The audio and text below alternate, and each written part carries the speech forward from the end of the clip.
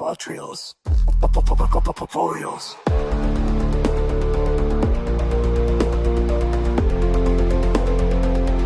Fotocontorios.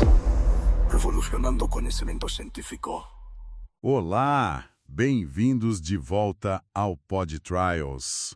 Que bom ter a nossa audiência fiel aqui com a gente mais uma vez. Obrigado, turma. É ótimo começar mais essa conversa. Hoje o papo é quente, viu? Um assunto que, nossa, deu o que falar lá na ESC 2025. O Obcetrapib. Será que é uma nova esperança aí no controle do colesterol? Ou, sei lá, só mais um capítulo numa história meio complicada? Para a gente entender isso melhor, a gente foi fundo em fontes importantes, sabe? Incluindo uma discussão bem recente com o Dr. Steve Nichols. Ah, sim. O primeiro autor daquela análise importante publicada no JACC, né? Que foi apresentada lá no congresso do American College of Cardiology. Exatamente. E também damos uma olhada em outras pesquisas sobre essa classe toda de medicamentos.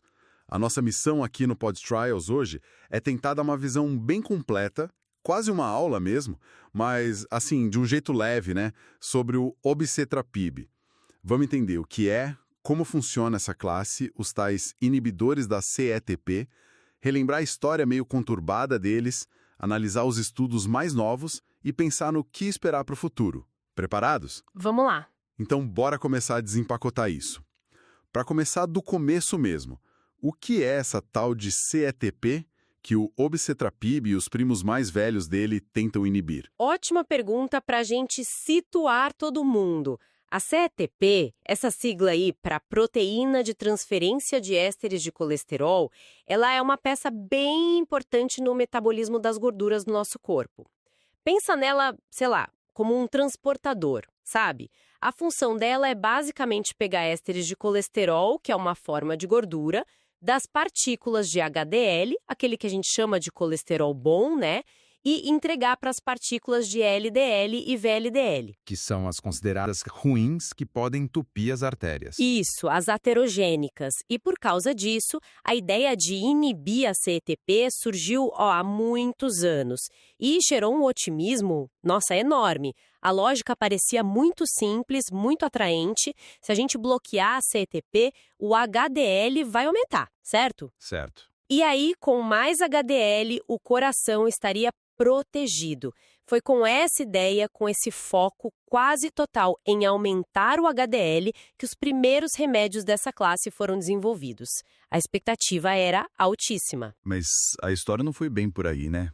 Teve uns tropeços grandes no caminho. O que aconteceu com esses primeiros medicamentos? Exatamente, a coisa não andou como esperado, os resultados foram, na maior parte, bem decepcionantes e, num caso específico, até perigosos. Acho que vale a pena a gente relembrar rapidinho esses capítulos para entender onde o Obcetrapib se encaixa hoje. Teve o Torcetrapib, que foi talvez o caso mais, dramático. Ele, de fato, aumentava muito HDL, mas os estudos mostraram que ele também aumentava a pressão arterial e, o pior de tudo, a mortalidade geral e cardiovascular. Nossa! Pois é, e isso aconteceu por causa de uns efeitos inesperados fora do alvo principal, sabe? Especialmente mexendo ali com o sistema da aldosterona, que regula a pressão. Claro, o desenvolvimento dele foi interrompido correndo. Me imagino. Depois veio o Dalcetrapib, ele era um inibidor mais fraco, sabe? Aumentava só um pouquinho o HDL, não mexia muito com LDL e, no final das contas, os estudos grandes não mostraram benefício nenhum para o coração. Aí teve o Evacetrapib.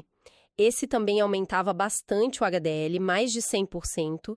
No começo até acharam que ele reduzia bem o LDL e a ApoB, que é a proteína principal do LDL, mas depois viram que as técnicas de medição da época tinham limitações e a redução real era menor do que se pensava. O estudo principal dele acabou sendo interrompido por futilidade. Futilidade? Quer dizer que não ia dar em nada? Basicamente isso. Significa que, olhando os dados que já tinham, era muito, muito improvável que o estudo fosse mostrar algum benefício mesmo se continuasse. Entendi. E por último, nessa primeira leva, teve o Anacetrapib. Esse foi o único que, lá no estudo Review, conseguiu mostrar uma redução de eventos cardiovasculares, modesta, mas mostrou, e o interessante é que essa redução batia com a diminuição que ele causava no LDL e na ApoB.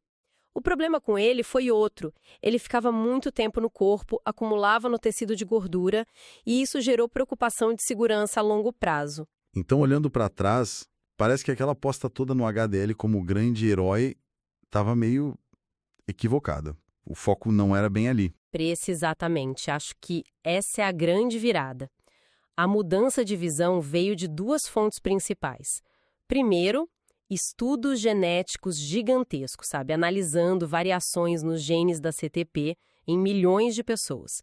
E segundo, reanálises mais cuidadosas dos dados dos estudos clínicos antigos. E o que ficou muito claro foi o seguinte: o benefício para o coração, quando acontecia, estava ligado diretamente à redução do LDL e da ApoB, não necessariamente ao aumento do HDL. O aumento da HDL passou a ser visto mais como um marcador de que a CTP estava sendo inibida do que como o mecanismo principal do benefício, sabe? Tem até uma citação boa de um especialista que diz algo como: talvez a gente tenha entendido os inibidores da CTP de forma errada desde o começo. Faz sentido. O foco deveria ter sido na capacidade deles de reduzir o LDL, coisa que alguns até faziam, mas que não era o objetivo número 1 lá no início. Essa mudança de perspectiva é fundamental. Entendido. E é aí, nesse novo cenário, que entra o Obicetrapib, certo? Como é que ele se propõe a ser diferente, a não cometer os mesmos erros? Exatamente. O Obicetrapib chega como um inibidor da CTP de nova geração, já desenvolvido com essa nova mentalidade. Ele é descrito como sendo altamente seletivo para a CTP e bem potente para inibir ela. A diferença crucial está na filosofia mesmo. O objetivo claro, desde o começo, foi conseguir uma redução robusta do LDL colesterol, aprendendo com as falhas dos anteriores. Além disso, ele foi desenvolvido para ter características melhores no corpo, sabe? Uma meia-vida que permite tomar uma vez por dia só e, muito importante, com um acúmulo limitado no tecido adiposo para evitar aquela preocupação do anacetrapib. E na prática, ele entrega essa promessa de baixar o LDL com força. O que os estudos de fase 2 indicaram: reduções de LDL-C bem expressivas, chegando ali perto de 51% em alguns estudos, e isso em pacientes que já estavam usando o tratamento padrão ouro, estatinas de alta intensidade. Mesmo com estatina já? Mesmo com estatina. E também viram reduções importantes na ApoB, de até 30%, e no colesterol não HDL, que junta todas as partículas ruins, de até 44%. Claro, por inibir a CETP, ele ainda causa aquele aumento bem grande no HDL-C, tipo 165%. Mas, repetindo, o foco da expectativa de benefício clínico está na redução do LDL e da ApoB, Certo. E esses efeitos foram consistentes em vários grupos de pacientes, inclusive num estudo feito especificamente no Japão, o que é bom para pensar na aplicação em populações diferentes. E um achado extra que chamou a atenção, ele também mostrou reduzir a LPA, a lipoproteína A. A LPA, aquela que é um fator de risco independente e difícil de tratar. Essa mesmo. A gente tem poucas formas eficazes de baixar a LPA hoje, então essa redução foi um bônus bem interessante que apareceu. Ok, então a fase 2 foi promissora. Isso nos traz para os dados mais quentes que agitaram a ESC 2025. A análise combinada dos estudos Broadway e Brooklyn. O que esses estudos queriam ver? Isso. O Broadway e o Brooklyn foram 2 estudos grandes de fase 3, que rodaram ao mesmo tempo, os 2 com duração de 12 meses. O Brooklyn focou em pacientes com hipercolesterolemia familiar, aquela condição genética de colesterol muito alto. Já o Broadway pegou um público mais amplo, pacientes com alto risco cardiovascular geral, gente que já teve infarto, AVC ou tem placas nas artérias, e também incluiu pacientes com hipercolesterolemia familiar. Nos 2, a comparação foi obicetrapib 10 mg por dia contra placebo, mas sempre somado ao melhor tratamento que os pacientes já conseguiam usar para baixar o colesterol, tipo estatinas potentes, e muitos usavam ezetimiba também. E um ponto-chave no desenho foi incluir pacientes que, mesmo com esse tratamento otimizado, ainda tinham LDL alto. É aí que está o risco residual importante, né? Onde a gente precisa de coisa nova. E os resultados dessa análise combinada que o Dr. Nichols apresentou e saiu no JACC? O que eles mostraram de tão interessante? Então, foi aqui que a história dos inibidores da CETP pareceu ganhar um novo fôlego, sabe? A análise trouxe dados bem importantes. Primeiro, confirmou aqueles efeitos fortes nos lipídios, bem na linha da fase 2, redução média de LDL-C de 37,8%, redução de ApoB de 21,7%, o esperado aumento gigante de HDL-C de 140% e, de novo, a redução na LPA de 32,5%. Ok, nos lipídios tudo certo. Mas e o que importa mais, os eventos? Infarto, morte? Exato. O mês eventos cardiovasculares adversos maiores. E aqui veio a notícia mais animadora. Teve uma redução estatisticamente significativa num desfecho combinado que juntava morte por doença coronariana, infarto e revascularização coronariana. A razão de risco, o Hazard Ratio HR, foi de 0,68. Hazard Ratio de 0,68? O que isso significa na prática para quem está ouvindo a gente? Boa pergunta. O Hazard Ratio compara o risco de um evento acontecer no grupo tratado versus o grupo controle placebo. Um HR de 0,68 quer dizer que, durante o estudo, o risco de ter um desses eventos coronarianos foi 32% menor no grupo que tomou obicetrapib comparado com o grupo placebo. E o resultado veio com um p-valor menor que 0,05. Esse p-valor indica que é muito improvável que essa diferença de 32% tenha sido só obra do acaso, ou seja, ela é considerada estatisticamente significativa. Entendi. 32% a menos de risco e não foi por acaso. E teve outro desfecho também. Sim, eles olharam um desfecho um pouco mais amplo, que além desses eventos coronarianos, incluía também o AVC. Para esse, a análise mostrou uma tendência de redução, com HR de 0,77, risco 23% menor, mas essa diferença não bateu a significância estatística. O p-valor foi 0,16. Então para esse mais amplo, ainda não dá para ter certeza se o efeito é real só com base nessa análise. Exatamente. A gente não pode descartar o acaso nesse caso.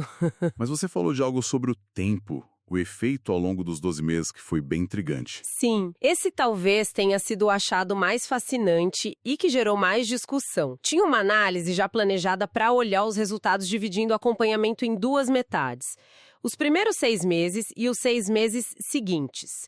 E o que eles viram foi o seguinte: nos primeiros 6 meses de tratamento, não teve diferença significativa nos eventos entre quem tomava obicetrapib e quem tomava placebo. As curvas estavam juntas.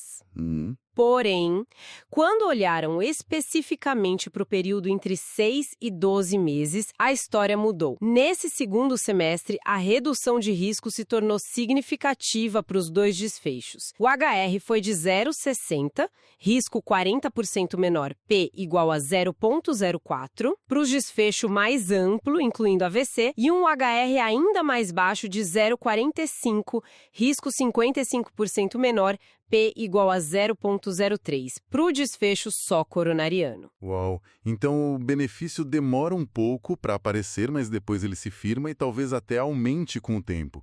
Isso não é parecido com o que a gente vê com outras terapias para colesterol. Exatamente essa dinâmica, com as curvas de eventos começando a se separar mais claramente ali depois dos 6 a 9 meses, é muito consistente com o que a gente já sabe das estatinas, dos inibidores da PCSK9.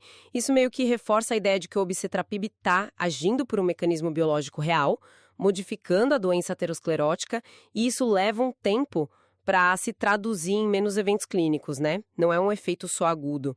Como o próprio Dr. Nichols comentou, as curvas continuam a se separar, sugerindo que o benefício pode até ficar maior com mais tempo de acompanhamento. Isso é muito bom porque alinha o obicetrapib com mecanismos que a gente já confia. Mas a pergunta que não quer calar, lembrando do torcetrapib, e a segurança? Deu algum BO nesses estudos mais recentes? Acendeu alguma luz vermelha? Pergunta crucial sempre. Ainda mais com o histórico dessa classe, né? E, felizmente, os dados até agora são bem tranquilizadores nesse ponto. Tanto nos estudos de fase 2 quanto nessa análise da fase 3, o perfil de segurança do obicetrapib foi considerado aceitável, as taxas gerais de eventos adversos foram parecidas entre o grupo obicetrapib e o grupo placebo, e o mais importante, não apareceu, até agora, nenhum sinal daqueles problemas que condenaram o torcetrapib, como aumento da pressão arterial ou alterações hormonais ligadas à aldosterona. Ufa! E o perfil farmacocinético parece confirmar mesmo que ele acumula menos no corpo que o anacetrapib. Tudo isso ajuda a ter mais confiança para continuar o desenvolvimento. Ok, então o resumo da ópera até agora é: baixa bem o LDL, a ApoB, até a LPA, tem sinais significativos de reduzir eventos cardíacos importantes, principalmente depois de uns meses, e a segurança parece estar ok. Parece um cenário super positivo. Mas nas fontes, o próprio Dr. Nichols, que apresentou esses dados, pediu cautela, porque esse pé no freio no entusiasmo. Essa cautela é fundamental, mostra a seriedade da ciência. É preciso colocar os resultados em perspectiva, né? Embora sejam muito animadores, ele falou em sinais iniciais promissores.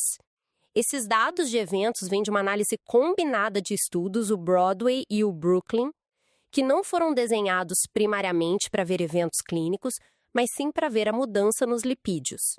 O número total de pacientes nesses estudos combinados, uns 3.000, e o tempo de acompanhamento, só 12 meses, são limitados para a gente bater o martelo sobre redução de eventos. O número absoluto de infartos, mortes, ainda é pequeno. Entendi. É um sinal bom, mas não é a prova final. Exatamente. Por isso, a recomendação dele e da comunidade científica é ser otimista quanto ao padrão que estamos vendo, a direção do efeito parece boa, em vez da magnitude exata da redução do risco. Ele até fez uma comparação útil. Lembrou que as análises iniciais dos inibidores da PCSK9 sugeriam reduções de risco enormes, tipo HR de 0,5, 50% de redução. Mas os estudos definitivos, maiores e mais longos, mostraram uma redução mais modesta, perto de 0,85, 15% de redução. Ainda ótimo, mas diferente do sinal inicial. Boa comparação, ajuda a calibrar as expectativas. Então, de onde vai vir essa resposta definitiva? A prova dos 9 sobre o impacto do obicetrapib. Qual o próximo passo? A resposta que todo mundo está esperando vai vir do estudo chamado Prevail. Esse sim é um mega ensaio clínico de fase 3, desenhado especificamente para avaliar desfechos cardiovasculares a longo prazo como objetivo primário. É um estudo bem maior, com uns 9.000 pacientes, que vão ser acompanhados por mais tempo. Ele vai ter o poder estatístico para confirmar ou não o benefício e, principalmente, para dizer qual o tamanho real desse benefício de forma mais confiável. Os resultados do Prevail são esperados nos próximos anos e são eles que vão definir o papel do obicetrapib no futuro do tratamento. Enquanto a gente espera, o Prevail tem outras frentes de pesquisa rolando com o obicetrapib. Talvez outros usos, combinações. Sim, a pesquisa não para, né? Uma área óbvia é a terapia combinada. Já estão desenvolvendo uma pílula única que junta o obicetrapib com o ezetimiba, para tentar baixar o LDL ainda mais com um comprimido só. Prático. Também é importante confirmar se os efeitos funcionam bem em populações diferentes. Tem estudos na China rolando, por exemplo, e tem umas linhas de pesquisa mais exploratórias também, usando dados genéticos, tipo aquela randomização mendeliana, e estudos pré-clínicos. Estão investigando se mexer com a CETP poderia ter outros papéis. Por exemplo, um impacto ainda maior na redução da LPA, ou talvez alguma influência no risco de doenças neurodegenerativas, tipo demência, alguns estudos genéticos deram uma pista aí, e quem sabe até efeitos no sistema imune, na reação a infecções graves, como sepse. Nossa, quanta coisa. São áreas bem iniciais, claro, mas mostram que pode ter mais coisa interessante nessa via metabólica além do LDL. Então, para a gente dar uma geral e amarrar conversa. O obicetrapib surge aí como um capítulo novo e talvez bem mais feliz na história longa e cheia de curvas dos inibidores da CETP. Parece que a lição foi aprendida, né? O foco claro na redução do LDL e da ApoB, deixando para trás aquela obsessão antiga pelo HDL, está dando resultado. E os sinais iniciais de que isso diminui eventos cardíacos, principalmente com o tempo, são animadores mesmo. Exatamente. Ele representa uma esperança bem concreta de, como uma das fontes colocou, reverter a maré de decepções com os inibidores da CETP. A estratégia de focar em quem mais precisa alto risco com LDL ainda alto, junto com a potência do remédio para baixar o LDL, são os grandes trunfos. Mas, só para reforçar, né? A palavra final, o veredito sobre o impacto clínico real, vai vir com os resultados do Preveio.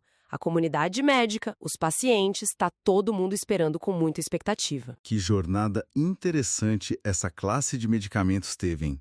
De uma promessa gigante focada no HDL, passando por falhas feias, até essa redescoberta focada no LDL, validada pela genética e agora, quem sabe, pelos estudos clínicos. Isso me faz pensar, pensamento provocativo, como o nosso entendimento na medicina está sempre mudando. O HDL já foi um mocinho quase absoluto, hoje o vilão principal que a gente ataca é o LDL e as partículas com ApoB. Fica a reflexão para quem está ouvindo a gente, que outras verdades que a gente tem como certas hoje na medicina podem ser reavaliadas ou até virar de cabeça para baixo com novas evidências fortes como essas no futuro. Fica aí para pensar. Obrigado, turma do PodTrials, por acompanhar a gente nessa análise aprofundada do Obicetrapib. Foi ótimo mergulhar nesse tema quente da cardiologia com vocês hoje. Até mais. Conhecimento Trials, conhecimento revolucionando o conhecimento científico.